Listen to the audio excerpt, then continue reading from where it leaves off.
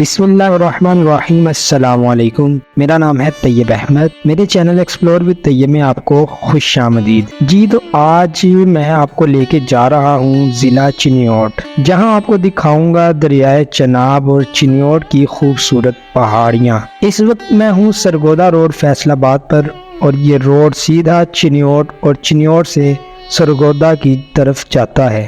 چنیوٹ جو ہے وہ فیصل آباد سے 40 کلومیٹر کی مسافت پر ہے، جبکہ سرگودا چنیوٹ سے 50 کلومیٹر کی مسافت پر ہے۔ چلتے چلتے آپ کو چنیوٹ کی تھوڑی سی تاریخ بتاتا جاؤں کہ چنیوٹ ایک قدیمی شہر ہے جس کی تاریخ تقریباً 3000 سال پرانی ہے۔ چنیوٹ پاکستان کا 28واں بڑا شہر ہے اور یہ دریائے چناب کے کنارے پر واقع ہے۔ چنیوٹ اپنے اعلیٰ معیار کے فرنیچر، حویلیوں اور مساجد کی وجہ سے کافی مشہور ہے۔ تاریخ سے وابستہ کچھ لوگوں کا ماننا ہے کہ چنیوٹ کے لفظ چنیوٹ دو الفاظ چن یعنی چاند اور اوٹ یعنی کہ کسی چیز کے پیچھے کا مجموعہ ہے۔ تاہم 7 سال پہلے چنیوٹ میں ایک قلعہ نما سرائے کی دریافت سے شہر کا تاریخی منظرنامہ یکسر تبدیل ہوتا دکھائی دیتا ہے۔ اس سرائے کے بارے میں خیال ہے کہ یہ 326 قبل مسیح میں راجہ چندرگیت موریہ کی رانی نے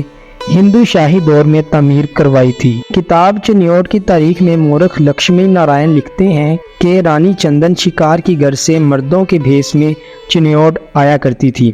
شکار کے لیے پہاڑوں اور دریائے چناب کا سنگم اس کی پسندیدہ جگہ تھی، مگر یہاں رہائش کے لیے کوئی مقام نہ ہونے کے باعث اسے مشکلات درپیش آتی تھیں۔ تبھی اس نے دریائے چناب کے بائیں کنارے پر پہاڑوں کے دامن میں ایک سرائے تعمیر کروائی جس کا نام چندن یوٹ رکھا گیا، جس کا مطلب چندن کی جائے پناہ ہے۔ اس سرائے کی دیواروں کی تعمیر میں مقامی پہاڑوں کا پتھر استعمال کیا گیا۔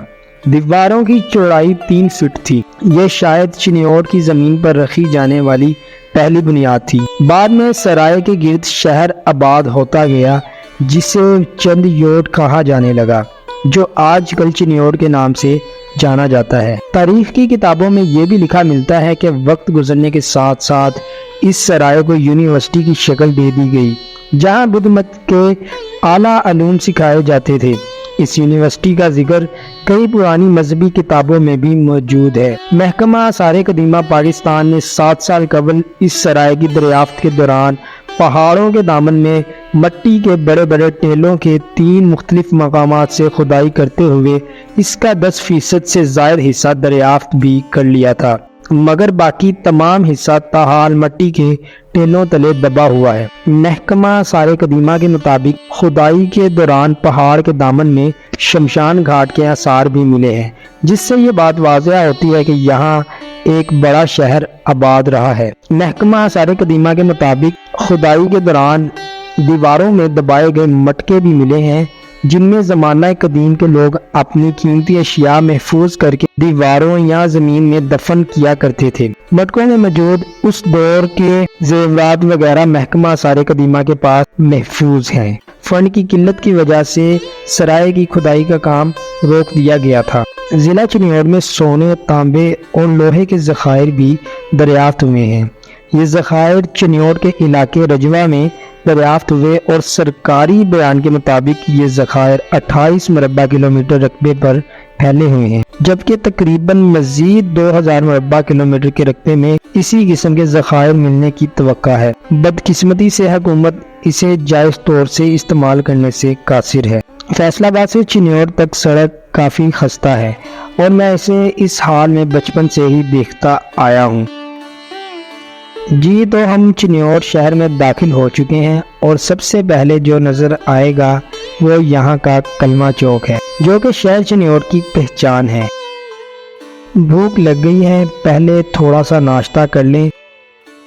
جی تو یہاں سے کریں گے ہم نان اور چھولوں کا ناشتہ۔ آپ کو سچ بات بتاؤں کہ جب میں ٹریولنگ پر ہوتا ہوں تو میں ویج کھانا ہی پسند کرتا ہوں، نان ویج میں نا مجھے وہم ہی محسوس ہوتا ہے۔ جی تو ناشتے کے بعد ہم نے اب سفر کا دوبارہ آغاز کر لیا ہے اور ہم جا رہے ہیں دریائے چناب کی جانب۔ ہم دریائے چناب کے پل کے اوپر سے گزر رہے ہیں اور یہ کتنا خوبصورت نظارہ ہے۔ ہم نے اس پہاڑی تک جانا ہے۔ اس پل کے متعلق بھی آپ کو بتاؤں کہ یہ جو پل ہے کافی پرانا ہے۔ دریائے چناب چنیوٹ کے مقام پر انگریز دور میں یہ پل 150 سال قبل بنایا گیا تھا۔ اس پل کے نیچے دریائے چناب کی موجوں کا دلکش نظارہ، جبکہ اوپر کسی دور میں ٹریفک رواں دواں ہوا کرتی تھی، اور اس پل کے اطراف میں باغات، سرسبز شاداب کھیت اس پل کی خوبصورتی کو چار چاند لگایا کرتے تھے۔ اب ہم جا رہے ہیں اس پہاڑی کی جانب۔ ادھر سے ہوتے ہوئے ہم جائیں گے حضرت شاہ شرف الدین المعروف بو علی قلندر رحمۃ اللہ علیہ کی چلہ گاہ پر، جو کہ دریائے چناب کے کنارے پر واقع ہے۔ آپ کو سب سے پہلے میں شاہ شرف الدین المعروف بو علی قلندر رحمۃ اللہ علیہ کی چلہ گاہ پر لے کے جاتا ہوں اور وہ میں آپ کو دکھاتا ہوں۔